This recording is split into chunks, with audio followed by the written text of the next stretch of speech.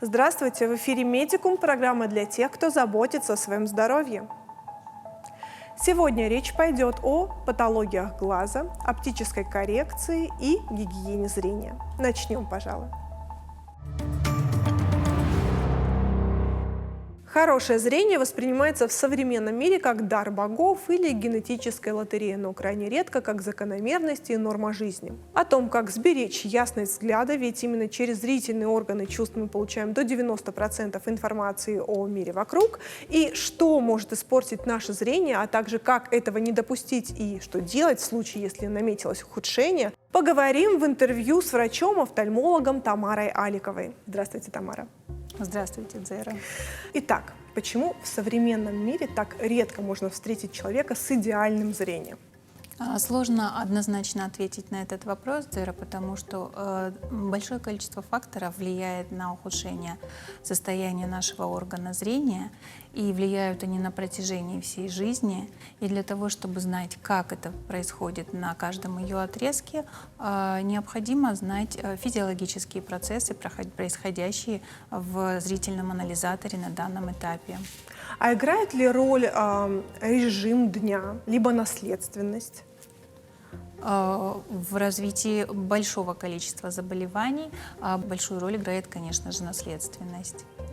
То есть, если, например, у моих родителей близорукость, то я с, наверное, вероятностью до 90% получу с меньшей это себе. вероятностью, но вы получите это в наследство, да, близорукость, точно так же, как и астигматизм. К примеру, у меня близорукость, и меня всегда волнует, если я не соблюдаю режим дня, неполноценно питаюсь, не принимаю витамины необходимые, могу ли я усугубить свою ситуацию и привести к еще большей близорукости, ухудшить еще больше свое зрение, и без того не идеальное?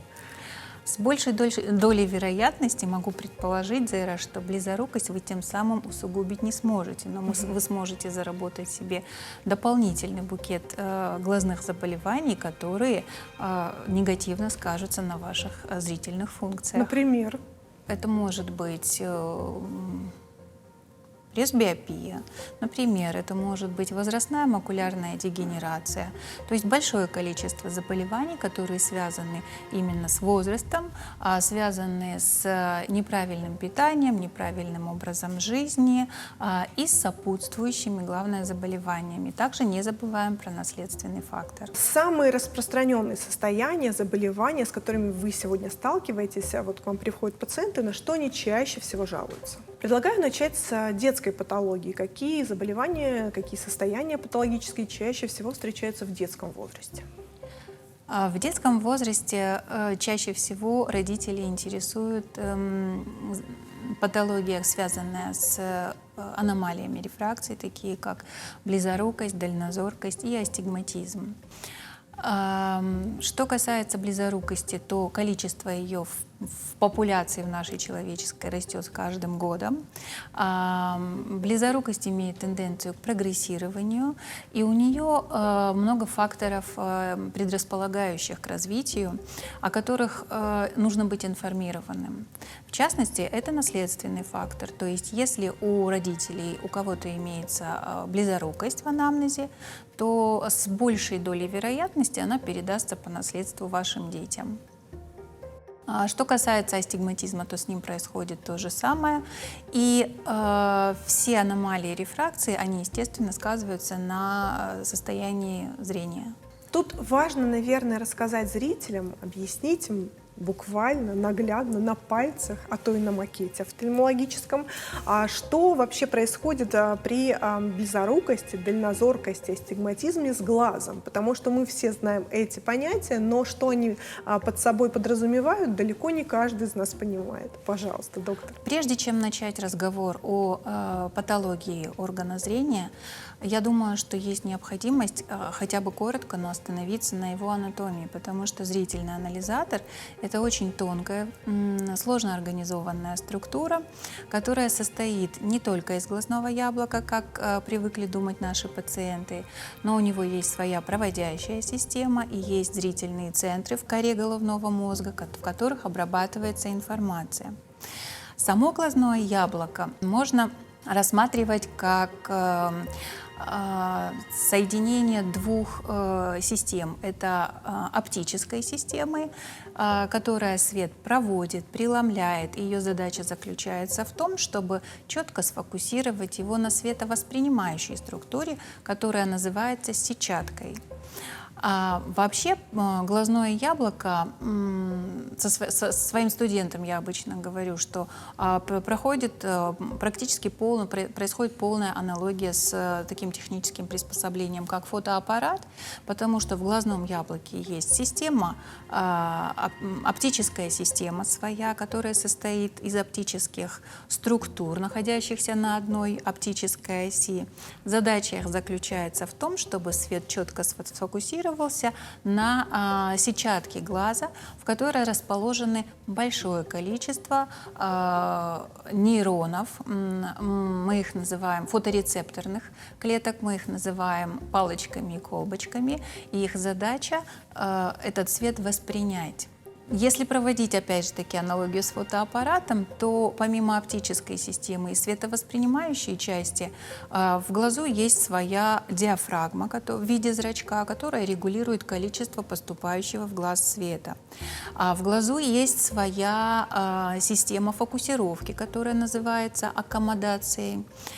И она нам дает возможность одинаково хорошо видеть на разных расстояниях, далеких, средних и близких. В глазу даже есть своя система стабилизации в виде мелких движений глазодвигательных мышц. Действительно фотоаппарат? Действительно фотоаппарат, но дело в том, что световоспринимающей его функцией не заканчивается процесс, потому что свет должен преобразоваться в нервный импульс. Это задача фоторецепторов. Они переводят световой импульс в нервный импульс. Дальше он по своим зрительным путям поступает в кору головного мозга, где происходит окончательная обработка полученной нами информации. И почему я так долго об этом говорю, что поломка на любом этапе вот этого световосприятия, перевода в нервный импульс, проведения его и обработки приведет к снижению или к ухудшению зрительных функций, будь то со стороны глаза, либо со стороны центральной нервной системы. При близорукости что происходит с глазом? В результате чего формируется близорукость? Либо это чрезмерное преломление в оптической системе глазного яблока, которая представлена роговицей и хрусталиком, либо это чрезмерно увеличенные размеры глазного яблока. В этом случае близорукость называется осевой, а в первом случае близорукость называется рефракционной. Может быть совмещение этих двух факторов, когда и преломление, и увеличение глазного яблока играют одновременно роль в формировании близорукости. А при дальнозоркости, соответственно? А при дальнозоркости, соответственно, либо оптика глаза преломляет слабо, либо передний-задний размер глазного яблока слишком маленький, и в результате этого фокусировка лучей, попадающих в глаз, происходит не на сетчатке, а за ее пределами. А при близорукости перед ней? А при близорукости перед сетчаткой. Мы говорим, что дальнозоркость – это слабый вид рефракции, а близорукость – это сильный вид рефракции, потому что слишком сильно преломляет оптика нашего глаза. Вот вы говорили о детском возрасте, и часто вот эти состояния наблюдаются в детском возрасте, там происходит взросление организма, да, там перестройки всевозможные. А стоит ли корректировать вот на этом этапе зрение? Если говорить о детском возрасте, то все зависит от того, как сформируются два вот этих компонента, отвечающих за правильность рефракции. То есть как сформируется оптическая ее система и каковы будут размеры глазного яблока. Нужно дождаться определенного возраста, когда глаз ребенка становится размерами с глаз взрослого человека. Так. Это происходит где-то в возрасте 7-8 лет, и у человека должна в этом возрасте формироваться нормальная, она называется соразмерная или эмитропическая рефракция. А соразмерная она потому, что размеры глаза соответствуют его преломляющей способности. Но если в силу каких-то причин После 7 лет продолжается рост размеров глазного яблока. Если у него сильная оптическая система, слишком сильно по сравнению с нормой преломляет оптическая система, то у такого ребенка будет формироваться близорукость, и, к сожалению, с возрастом она будет прогрессировать, потому что в пубертатном возрасте, когда идет активный рост всего организма, скажем так, размеры глазного яблока тоже увеличиваются, потому что растягивается сама соединительно тканная оболочка глаза. И этот возраст, вот 11, 12, 13 лет, он требует особо тщательного наблюдения и контроля близорукости как со стороны родителей, так и со стороны офтальмолога, который занимается этим ребенком. Необходимо на самом начальном этапе, когда ребенку выявили факт наличия близорукости, адекватно коррегировать ее любыми средствами оптической коррекции. На этапе детского, 7-8 лет, это могут быть очки. В возрасте 11, 12 и 13 лет уже можно переходить на контактные линзы. И главная задача родителей и офтальмолога в этом возрасте заключается в том, что при прогрессировании близорукости сохранить ребенку высокое качественное зрение. Что это значит? Что если у ребенка острота зрения коррегируется до максимальной любыми средствами оптической коррекции, то в принципе за болезнь мы можем это состояние не считать. Мы считаем это аномалией рефракции. И так до 18 лет, потому что в 18-19 лет формирование глазного яблока заканчивается, соответственно, при условии стабилизации процесса, то есть отсутствия прогрессирования близорукости, такому пациенту можно предложить хирургическим способом избавиться от этой аномалии рефракции. А сюда входит лазерная коррекция зрения? Сюда входит, да, лазерная коррекция и разнообразные ее виды, скажем так.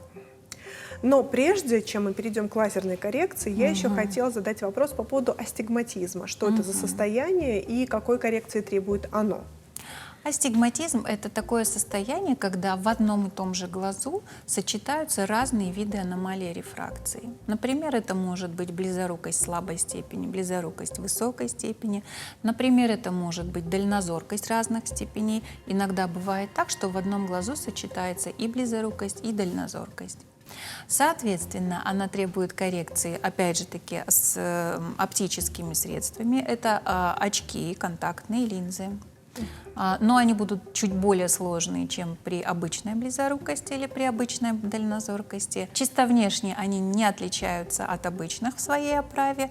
Более сложные немножко они в изготовлении, но это дело мастера, который занимается оптикой. Кстати, Тамара, что касается подбора очков, то у нас есть на эту тему сюжет. Вы определились с выбором в пользу ношения очков. От корректного подбора оптических линз в конечном итоге зависит острота вашего зрения. В противном случае вы можете даже навредить своему здоровью. Подробнее в сюжете.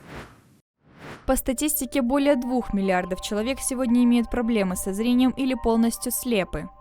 Всемирная организация здравоохранения утверждает, что у половины из них наблюдаются осложнения из-за отсутствия должного лечения и профилактики.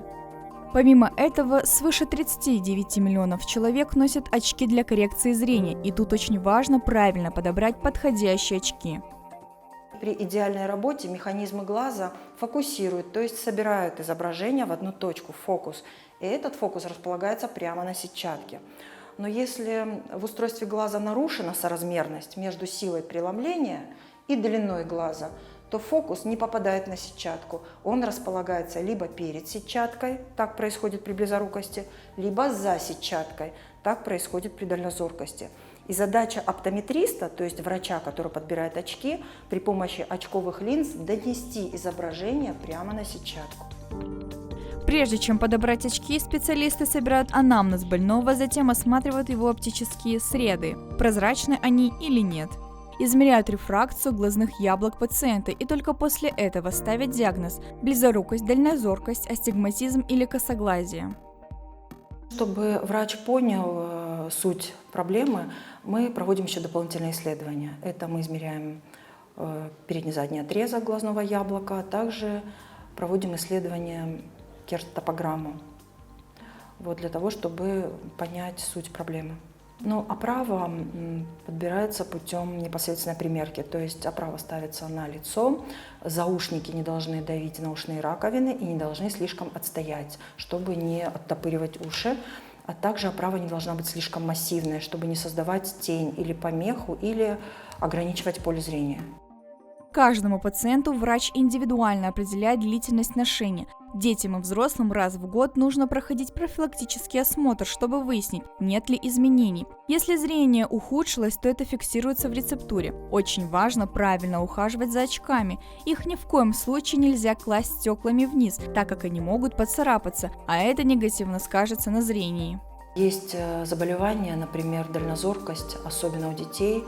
В этом случае очки обладают целебным действием, то есть они лечебным действием обладают, они достигают фокуса, доводят фокус до сетчатки и тем самым стимулируют зрительные функции. Когда ребенку исполняется годик, очень важно, чтобы офтальмолог тщательно обследовал зрение. Если у ребенка есть дальнозоркость, очень важно уже в годик одеть на ребенка очки, чтобы у него не развилась амблиопия, то есть стойкое снижение зрения. При подборе очков часто совершают ошибки. Как правило, это гиперкоррекция и гипокоррекция. Иногда специалист может неправильно рассчитать расстояние между центрами зрачков. Это вызовет дискомфорт и быструю утомляемость. Так что лучше всего обращаться к хорошим специалистам и ни в коем случае не заниматься самолечением. Елена Кисаева, Алана Бзыкова, Карина Таутиева специально для программы «Медикум». Среди нас есть и те, кто категорически настроен против ношения этих самых очков и пытается решить проблемы со зрением при помощи лазерной коррекции. Здесь больше плюсов или минусов, возможно, есть противопоказания, о которых не все знают. Тамара. Вы правильно сказали, что выбор делает в этом случае сам пациент. Он не хочет носить очки, либо по какой-то причине не может носить контактные линзы и изъявляет желание сделать лазерную коррекцию своего зрения. В связи с этим операции по эксимер-лазерной коррекции зрения, они никогда не входили в перечень манипуляций, которые оплачивает наша медицинская страховка. И, как правило, они везде и всегда бывают платными. Нет абсолютных показаний медицинских к проведению такого хирургического вмешательства. А что касается противопоказаний, то их определит вам доктор на соответствующем обследовании. А возраст может быть противопоказанием? Возраст является относительным противопоказанием для эксимер-лазерной коррекции, и об этом стоит задуматься пациентам старше 40 лет, которые собираются идти на этот шаг. Потому как, улучшив с помощью эксимер-лазерной коррекции остроту зрения вдаль, они тут же столкнутся с проблемой ухудшения зрения на близком расстоянии и необходимости снова одеть очки. Вот это таинство процедуры лазерной коррекции, да, хотелось бы на макете понять, как оно происходит. При эксимер-лазерном вмешательстве лазер работает на наружной оболочке глазного яблока, которая еще же в свою очередь является активной преломляющей средой. А задача хирурга в данном случае заключается в том, чтобы ослабить сильно преломляющую оптическую систему для того, чтобы, как мы ранее говорили, вот этот пучок света, который попадает в глаз, он мог сфокусироваться точно на сетчатке. Для этого из роговицы, из поверхностных ее слоев вырезается лоскут. Определенная часть роговицы выпаривается лазером, а этот лоскут укладывается на свое привычное ложе. Для пациента хирургическое вмешательство, на самом деле это не алхимия, это чистой воды физика, вернее даже тот ее раздел, который называется оптикой, потому что по-другому на эту систему действовать никак нельзя. Если уже так сложилось анатомически, что сформировалась несоразмерная рефракция, то есть либо глазное яблоко большое, либо оптическая система слишком сильно преломляет, то никакими каплями, никакими лекарственными препаратами эту ситуацию не исправишь. Можно только исправить оптическую систему. Делается это легко с помощью очковой коррекции. Если сильно преломляет оптика, ослабьте ее с помощью минусовых рассеивающих линз. Если она слабо преломляет, нужно помочь собрать ей эти, да, поэтому носят такие пациенты собирательные плюсовые линзы. А хирургически также можем ослабить рефракцию, в частности роговицы, то есть наружной оболочки глазного яблока. Мы привыкли считать глаза зеркалом души, а тут мы говорим о каких-то лоскутах. Ой, да вы не представляете, что с глазами можно делать. Это тот минимум из того, что происходит в наших операционных. Предлагаю перейти к следующей возрастной группе, а то есть сразу к двум. Это средний возраст 35+, и все, что дальше, и 50. Происходит гормональная перестройка, происходят всевозможные процессы в организме, в том числе и зрение наше меняется, верно? И вот здесь самым частым вопросом, по поводу которого обращаются к офтальмологу, люди, является ухудшение зрения на близком расстоянии. С какого возраста это начинается? Ухудшение зрения начинается с возраста 40 лет.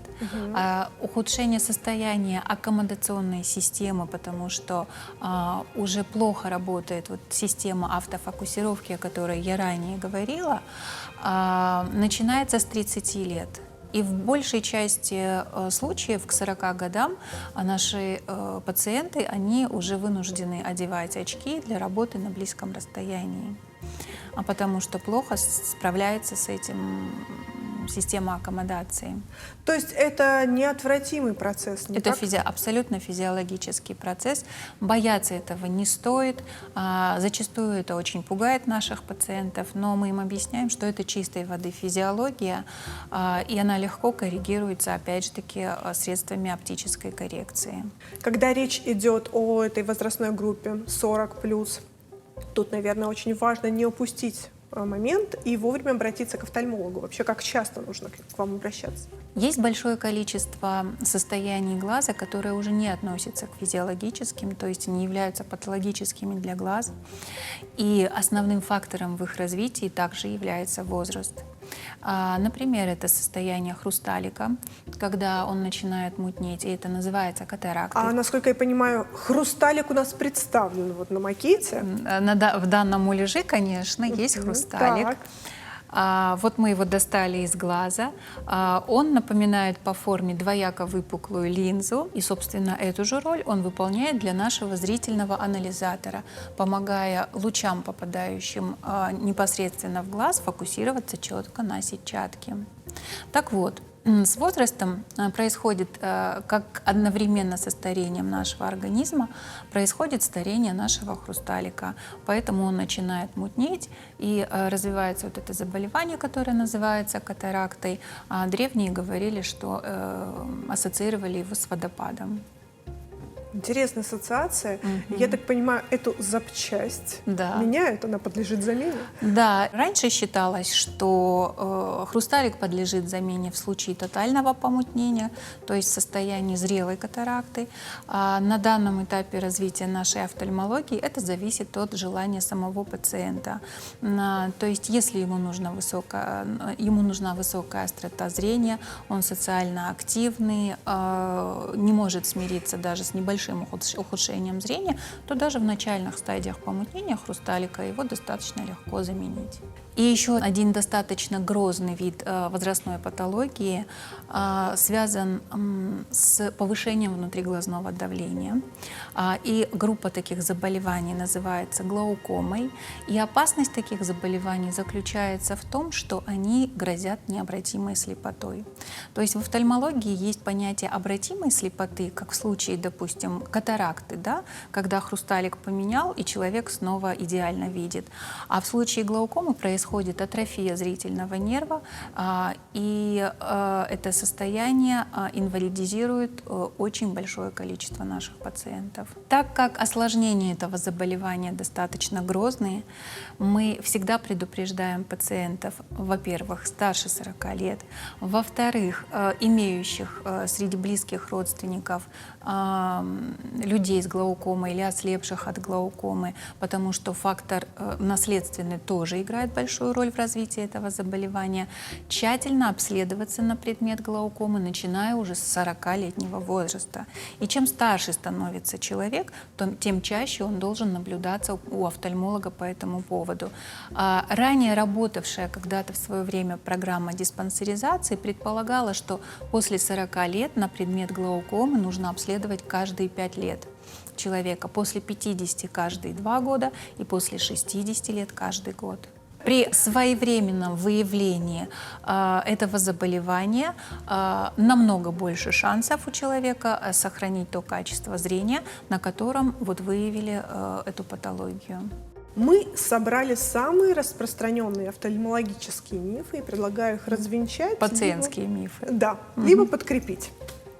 Итак, черника – это панацея от всех бед глазных? Антоцианы, входящие в состав черники, они работают на уровне сетчатки. Для того, чтобы световой импульс перешел в нервный импульс, в наших светочувствительных клетках, фоторецепторах, есть специальный пигмент – пурпур. И он распадается при воздействии на него света, а потом снова синтезируется при участии витамина А, допустим, и таких веществ, как антоцианы, содержащиеся в чернике. Так вот, если их недостаточно, то это грозит тем, что ухудшается функция этих фоторецепторов и начинают страдать определенные зрительные функции.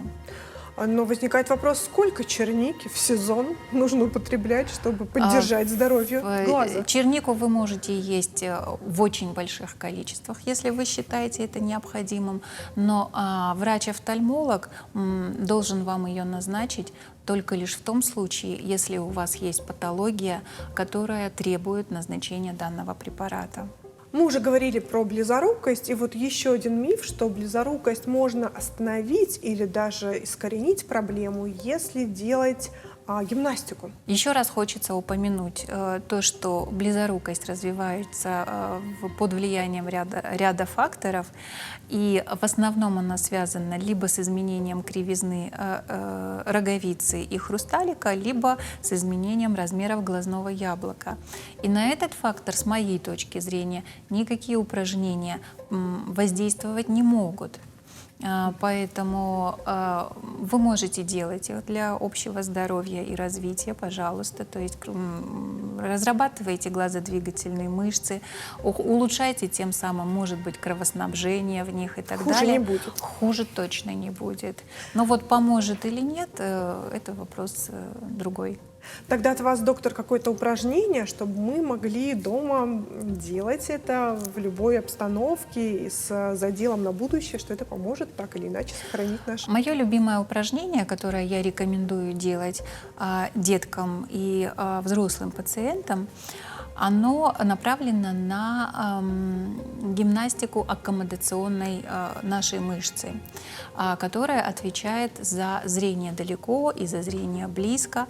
И при удобном случае она может спазмироваться, эта мышца, что приводит к развитию ложной близорукости. Ложная близорукость, в свою очередь, переходит в истинную близорукость, и тем самым мы получаем усугубление этой аномалии, да, рефракции.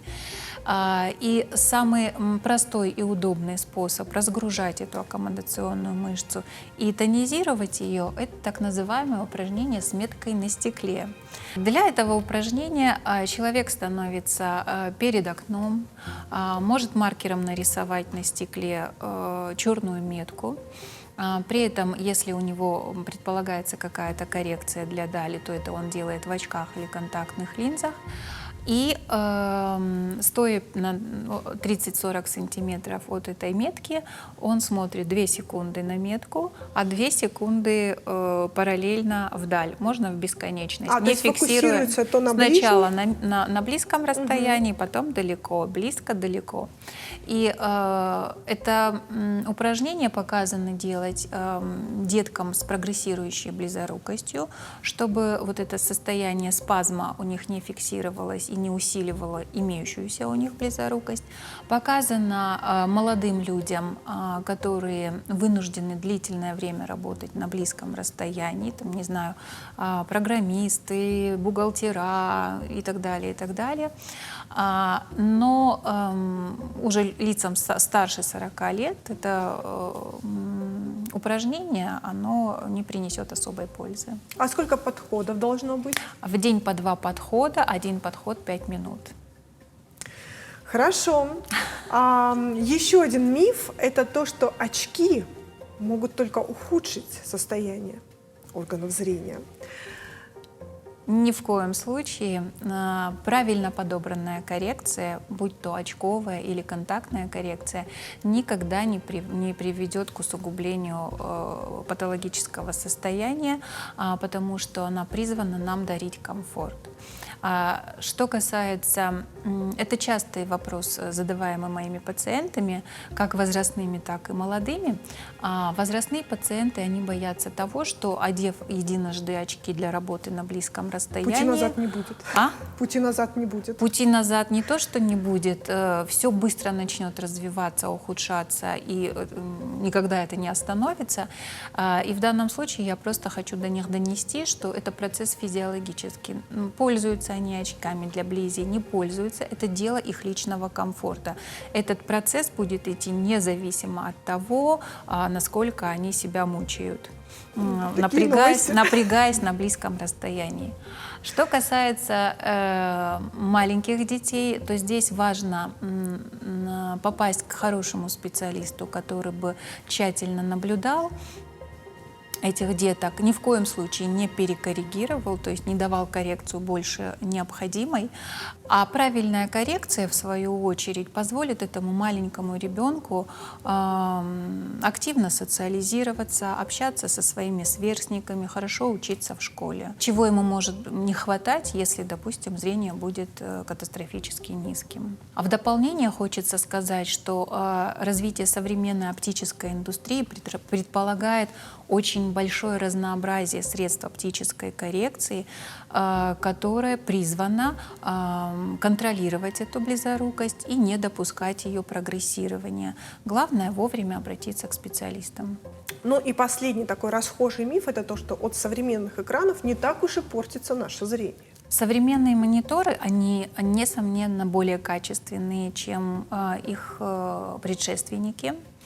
Но, тем не менее, для людей, которые вынуждены работать с ними с утра до вечера, а есть ряд профессий, да, которые с утра до вечера сидят... Мониторозависимые. Не то, что мониторозависимые, но есть необходимость, и от этого никуда не денешься.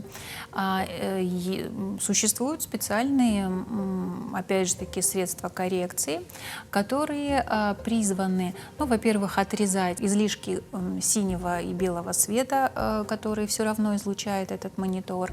Они улучшают глубину резкости, делают контрастность более высокой.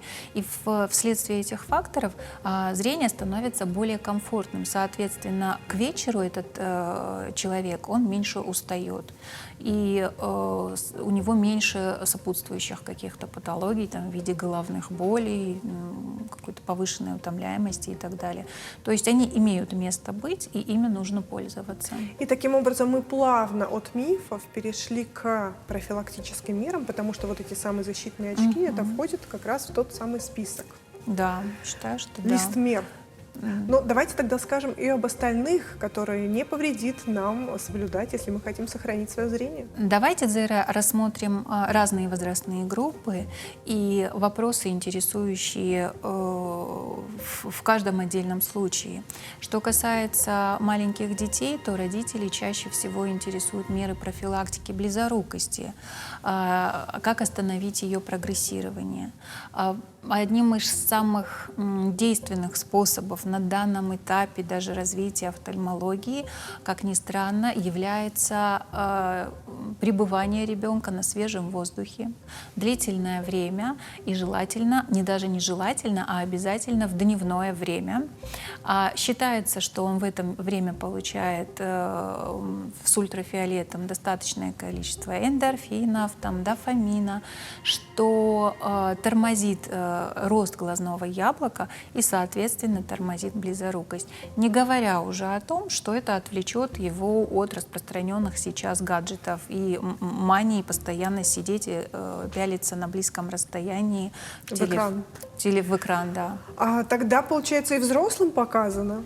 И взрослым, конечно, показано.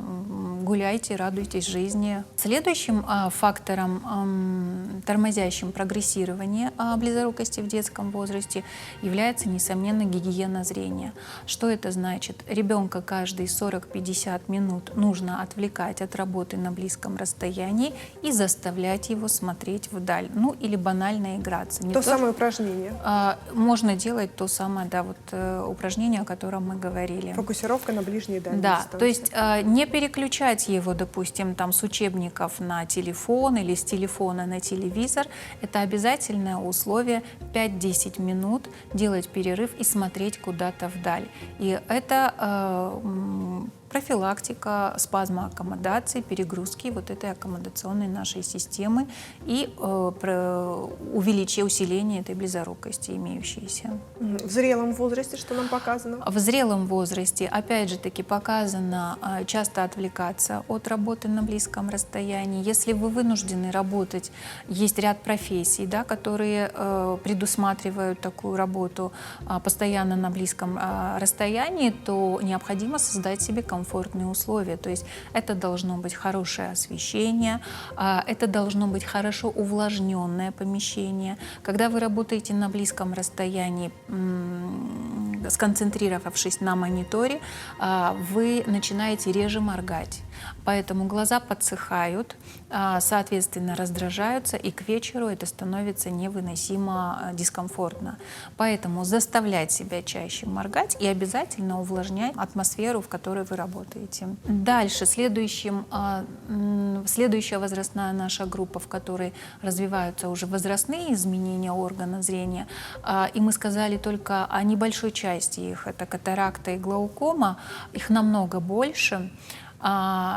Есть своя система профилактики, и она включает рациональное питание. Один из распространенных видов возрастной патологии, называющийся возрастной макулярной дегенерацией, когда с возрастом начинает страдать сетчатка глаза, связан с ухудшением ее функций в центральных отделах. Помочь улучшить функцию сетчатки в этих отделах помогут так называемые каротиноиды, которые представлены в данном случае лютеином и зеаксантином. Многие про них слышали. Они содержатся в сетчатке и помогают ее функционированию. Но организм наш, он эти каротиноиды сам не вырабатывает, поэтому их нужно получать с пищей, либо с биологически активными добавками. И что касается пищи, это в основном овощи яркие, зеленые, желтые, и большое количество их содержится в зелени. Так что правильное питание – это залог здоровья и сохранения функции зрительного анализатора с возрастом. Тогда, доктор, от вас прошу топ-3 продукта для зрения. Я бы посоветовала пациентам употреблять в пищу больше овощей, фруктов, зелени в виде салата, его разновидностей, шпината, а также продукты, которые богаты омега-3 полиненасыщенными кислотами. Да, это рыба, например, разные ее виды. Все это благотворно воздействует на орган нашего зрения, даже не то, что касаемо сетчатки, а то, что касается даже внешнего вида его. Спасибо за беседу, Тамара. Я думаю, следуя вашим рекомендациям, мы не только сможем сохранить остроту зрения, но и будем в целом неплохо выглядеть. Конечно. Желаю всем быть здоровыми и красивыми. В любом случае, злоупотребление гаджетами на пользу нашему зрительному здоровью точно не идет. Особенно осторожными стоит быть людям, которые страдают синдромом сухого глаза. Подробности в сюжете. Синдром сухого глаза – это воспалительное заболевание. Иногда его называют сухой кероконъюнктивит. При этой патологии сокращается количество слезы и меняется химический состав. Согласно статистике, от подобного недуга страдает 17% населения мира. Более того, число пациентов с каждым годом растет. Как правило, это заболевание распространено в развитых странах. Первая причина – возраст. С годами слеза выделяется меньше. А вторая – компьютеры, телевизоры и гаджеты. Человек часы напролет проводит перед монитором и не моргает. В свою очередь, слеза состоит из 3 компонентов. Это липидный, водный и жировой компонент муциновый. Когда идет нарушение в каком-то из компонентов, то возникает отсутствие или снижение количества какого-то из компонентов, возникает синдром сухого глаза. Чаще всего пациенты жалуются на покраснение и затуманивание, ощущение песка в глазах, жжение и выделение в виде нитчатых полосок. Интересно, но реже всего пациентов беспокоит сухость. Все эти симптомы, они могут обостряться при пребывании на ярком солнечном свете, при ветреной погоде, так как эти факторы, они раздражают глаз и дополнительно усиливают эти симптомы. И может дополнительно появиться и слезотечение в ответ как раздражающий фактор. На развитие патологии влияют и ряд лекарственных препаратов. Так, мочегонные препараты, блокаторы, антидепрессанты, противозачаточные средства могут вызвать синдром сухого глаза. Также патология может возникнуть при некоторых операциях, например, при замене хрусталика и эксимерлазерной коррекции зрения. Правда, ненадолго. Через несколько месяцев патология пройдет. В группу риска входят и люди, использующие контактные линзы, особенно если используют неправильно. Кстати, при синдроме сухого глаза зрение не ухудшается. В принципе, пациенты жалуются только на кратковременное затуманивание зрения, которое может проходить после закапывания увлажняющих капель или после банального моргания. Проморгались несколько раз, и зрение остановилось. При данном синдроме врачи назначают слезозаместительную терапию. Эти препараты называют искусственной слезой. В тяжелых случаях приходится временно ушивать веки. Эта процедура называется временная торзорофия. Глазная щель становится уже, и слеза не так быстро испаряется. Данный метод лечения подходит малоподвижным пациентам. В принципе, синдром сухого глаза – это заболевание хроническое. То есть, когда мы рекомендуем пациенту слезозаместительную терапию, капли увлажняющие, мы рекомендуем уже их на постоянной основе, так как если там нарушена выработка количественного состава слезы, ее уже не изменить. То есть, в любом случае пациенту нужно докапывать, чтобы снимать эти симптомы. Иногда синдром сухого глаза появляется при других заболеваниях, например, при старческом вывороте век или при блефорите. Если это выворот век и слеза не удерживается за счет того, что века не прилежит к глазному яблоку, то нужно, конечно, хирургически лечить выворот века. Если это воспалительное заболевание, там блефорит, какой-нибудь домодекозный клещевой, то надо в первую очередь лечить, параллельно заниматься лечением домодекозного блефорита и параллельно увлажнять глаза. Кстати, в группе риска находятся и люди с лишним весом, поэтому нужно следить за массой тела и проконсультироваться у эндокринолога. Врачи советуют не забывать о профилактике, чаще проветривать помещение, увлажнять воздух, а также моргать, сидя перед монитором. Элла Бибилова, Алена Чепкова, Суслан Кумаев специально для программы «Медикум».